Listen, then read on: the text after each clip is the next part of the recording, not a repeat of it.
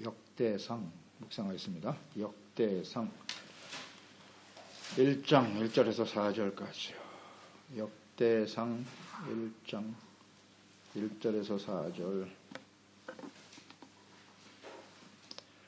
1절로 4절 같이 읽습니다. 아담, 셋, 에노스, 케난, 마할랄렐, 야렛, 에녹, 무드셀라, 라멕, 노아, 셈과 함과 야벳은 조상들이라. 아멘.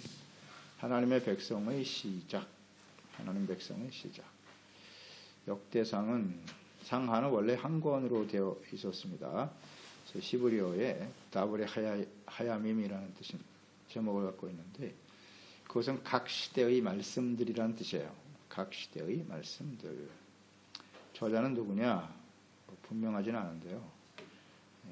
이스라엘 전승에 의하면 에스라에 의해서 기록됐다.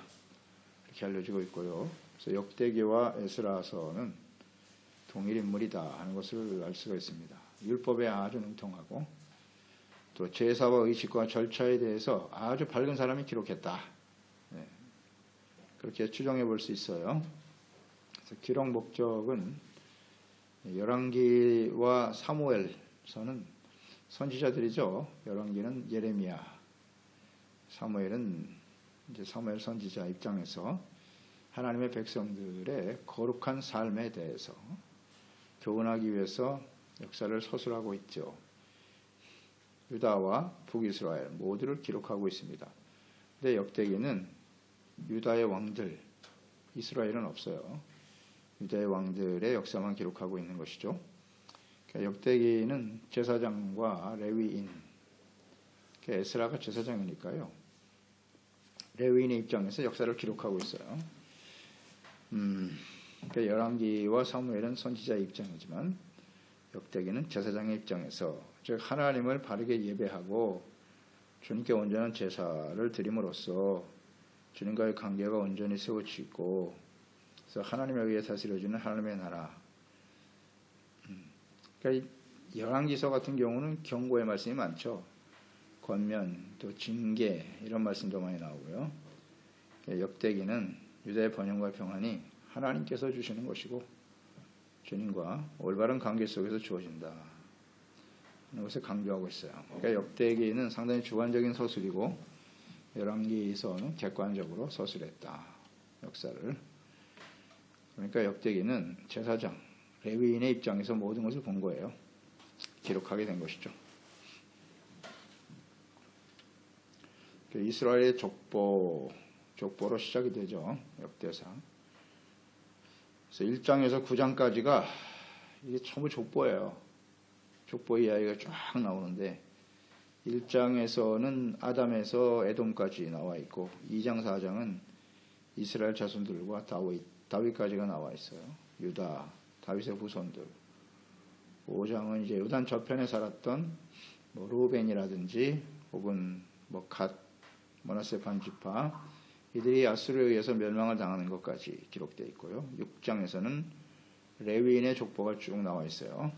아론, 제사장들의 족보고 또 7장, 8장은 나머지 지파들 이사갈, 베냐민, 납달리, 므낫세 반지파, 에브라임, 아셀 이런 지파들의 족보가 쭉 나와 있죠.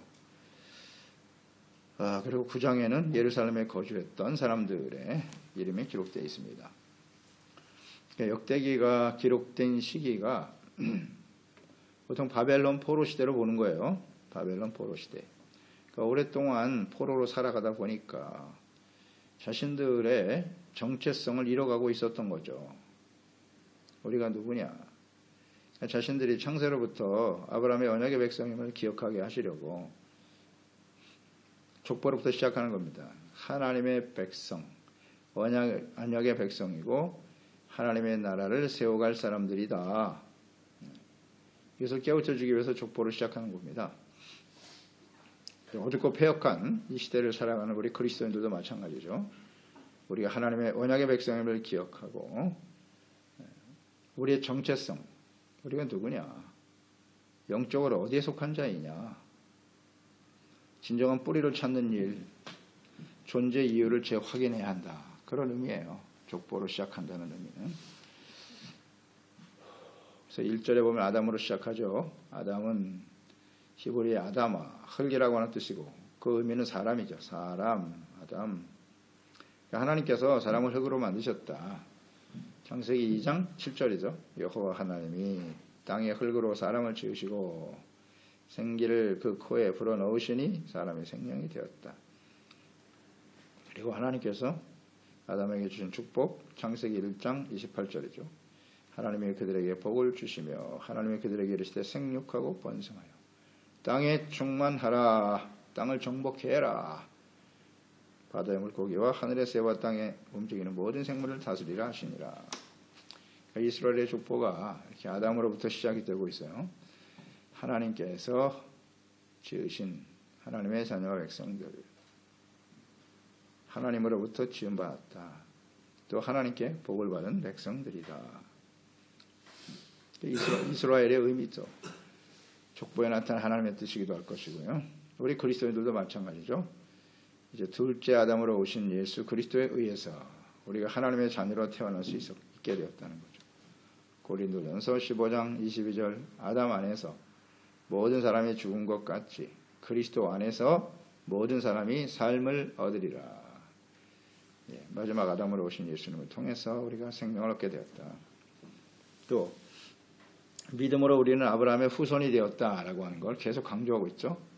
아브라함, 우리도 그에 속한 자다. 로마서 4장 13절 아브라함이나 그 후손에게 세상의 상속자가 되리라고 하신 언약은 율법으로 말미암은 것이 아니고 오직 믿음의 의로 말미암은 것이다.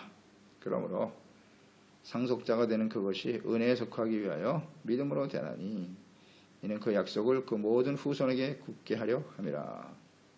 율법에 속한 자에게 뿐만 아니라 아브라함의 믿음에 속한 자에게도 그러하니 아브라함은 우리 모든 사람의 조상이다. 이렇게 되어 있죠.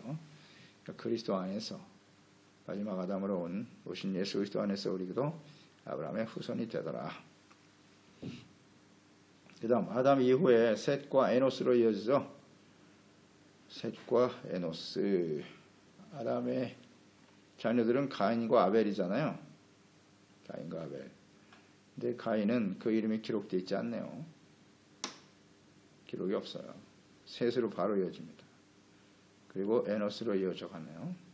가인에 대한 언급이 없다. 그러니까 셋이라고 하는 것은 하나님이 대신 주셨다는 뜻이잖아요. 택함을 받은 자. 아벨은 죽었고 가인은 불의한 자고 그래서 하나님이 셋을 대신으로 주셨죠. 대신 주었다라고 하는 뜻이에요. 그러니까 여기 가인의 이름이 없다는 것을 우리는 주목해야 돼요. 그는 불의한 자란 말이에요. 불의한 자는 하나님의 족보에 들어갈 수 없다. 이 구속사는 하나님의 택하심과 부르심으로 이루어지는데요. 그 이름이 기록되어 있지 않다라고 하는 것은 생명책에 그 이름과 바로 연결이 되는 거예요. 요한계시록 20장 12절이죠. 또 내가 보니 죽은 자들이 큰 자나 작은 자나 그 보좌 앞에 서 있는데 책들이 펴있고 또 다른 책이 펴졌으니 곧 생명책이라. 죽은 자들이 자기 행위를 따라 책에 기록된 대로 심판을 받는다. 이렇게 되어 있고요. 20장 15절 누구든지 생명책에 기록되지 못한 자는 불못에 던져지더라. 21장 27절 무엇이든지 속된 것이나 가증한 일 또는 거짓말하는 자는 결코 그리로 들어가지 못하되 오직 어린 양의 생명책에 기록된 자들만 들어가리라. 그러니까 이름이 여기 기록되느냐 안 되느냐 그게 중요하다고요. 불의한 자이기 때문에 기록될 수 없다. 기록될 수 없다. 우리가 가인과 같은 사람이 되어서는 안 된다는 거예요. 가인과 같은 사람은 절대 생명책에 이름이 기록될 수 없다. 돌이키지 못하잖아요. 끝까지. 이런 거 좀 묵상할 필요가 있습니다. 그 다음 에노스. 셋에 이어서 에노스가 나왔다. 에노스는 처음으로 하나님을 예비한 사람이죠. 창세기 4장 26절에 셋도 아들을 낳고 이름을 에노스로 하였으니 그때의 사람들이 비로소 하나님 여호와의 이름을 불렀더라. 그때 하나님의 이름을 부르고 예배드리기 시작했다. 에노스는 그런 의미가 있고요. 그 다음 에녹으로 이어지죠. 마할랄렐, 야렛, 에녹, 무두셀라. 에녹은 아담의 7대 손. 에녹의 뜻은 가르치는 자 혹은 시작하는 자라는 의미를 갖고 있는데요. 무드셀라를 낳았죠. 가장 오래 산 사람 무드셀라. 무드셀라는 상당히 예언적 의미가 강하다. 그래서 무드셀라가 죽을 때 하나님의 심판이 쏟아진다. 그런 뜻이란 말이에요. 그가 죽으면서 노아의 홍수가 시작되죠. 하나님과 동행하며 살다가 그러니까 65세에 무드셀라를 낳고 300년 동안 하나님과 동행하다가 365세에 죽음을 보지 않고 데려감을 당했죠. 하나님과 함께 동행했다. 주님 안에서 하나된 마음, 한 마음, 하나님을 사랑하고 경외하는 사람이었다. 그렇게 할 수 있죠. 그 다음에 이제 노아가 나오는데요. 노아, 무드셀라, 라멕, 노아의 자식들은 셈, 함, 야벳이죠. 그들이 이제 새로운 조상이 되는 겁니다. 노아는 안위란 뜻이죠. 위로자. 모든 생각이 악한 시대였죠. 노아 시대가. 심판을 앞두고 있는 시대에 노아를 통해서 사람들이 위로와 구원을 받게 되었다. 예수님께서 다시 오실 때도 노아의 때와 같다 그렇게 말씀하셨어요. 마태복음 24장 37절 39절에 노아의 때와 같이 인자의 맘도 그러하리라. 홍수전에 노아가 방주에 들어가던 날까지 사람들이 먹고 마시고 장가들고 시집가고 있으면서 홍수가 나서 그들을 다 멸하기까지 깨닫지 못하였다. 인자의 맘도 이와 같으리라. 노아의 때에 사람들이 하나님의 진노 앞에 서 있으면서도 깨닫지 못하고 있더라. 그러니까 노아가 위로자가 되고 구원자가 되는 것처럼 이제 예수 그리스도를 통해서 모든 사람들이 위로를 받고 구원을 받게 된다라는 말씀이겠죠. 그래서 아담에서 노아까지가 10대입니다. 10대. 그러니까 패역한 노아 시대에 이 10대에 걸쳐서 이 사람들이 완전히 부패했다는 거예요. 패역한 모습으로 나타날 수밖에 없었다. 이런 걸 우리는 생각합니다. 10대에 걸쳐서 하나님이 싹 쓸어버릴 정도로 아주 패역한 시대였다. 그리고 노아의 특성, 우리가 계속 묵상되겠지만 노아의 특성은 그때 하나님께서 사람들의 연한을 줄여버려요. 그래서 창세기 6장 1절로 3절에 보면 사람이 땅 위에 번성하기 시작할 때에 그들에게서 딸들이 나니 하나님의 아들들이 사람의 딸들의 아름다움을 보고 자기들이 좋아하는 모든 여자를 아내로 삼는지라. 여호와께서 이르시되 나의 영이 영원히 사람과 함께하지 아니하리니 이는 그들이 육신이 됨이라. 그러나 그들의 날은 120년이 되리라 하시니라. 이렇게 말씀하셨어요. 영이 영원히 사람과 함께하지 않을 것이다. 육체의 욕심을 따라 살아가기 때문에. 그래서 그 시한이 120년이 되리라. 그때부터 노아까지는 오래 살았는데요. 노아 이후에 급격히 줄어들죠. 120세로 하나님이 정해놓으셨어요. 그 이유는 분명하죠. 오래 살면 살수록 악을 행하니까요. 하나님께서 정리하신 거예요. 오래 산다고 다 좋은 게 아니죠. 하나님 앞에 이렇게 악을 행하고 불의한 모습으로 살아간다고 하는 것은 아주 절망적이죠. 그래서 하나님이 기한을 정하신 것이고,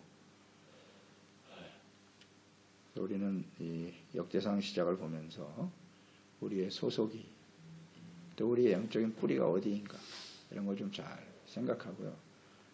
묵상하고 세속화되어 세상 사람들과 같이 그 불의에 속해서 살면 안 되죠. 그 마음이 느껴져요. 하나님의 족보를 기록하신 이유를. 그래서 우리도 하나님 앞에서 온전한 그리스도인으로서 하나님의 자녀로서 주님을 바르게 섬기는 정체성이 분명한 그리스도인으로 살아가야죠. 이 세대가 정말 마지막 때거든요. 하나님의 진노가 임박한 시대이기 때문에 노아와 같이 예수 그리스도 안에서 우리 자신을 지키고 가정과 교회를 지켜가는 신실한 종들이 되어야 하겠습니다. 기도하겠습니다. 하나님 아버지, 오늘도 주님의 말씀, 특히 역대상 말씀 우리가 묵상합니다. 이 역대상은 에스라에 의해서, 제사장인 에스라에 의해서 기록되었습니다. 하나님을 바르게 예배하고 주님을 섬기는 것이 가장 중요한 일임을 깨우쳐 주십니다. 족보를 시작함으로써 우리가 어디에 속한 자인지, 우리의 뿌리가 어디인지, 무엇인지를 잘 알고 합당한 삶을 살아가는 저희들이 될 수 있도록 늘 깨우쳐 주시고 인도하여 주시옵소서. 예수님의 이름으로 기도드리옵나이다. 아멘.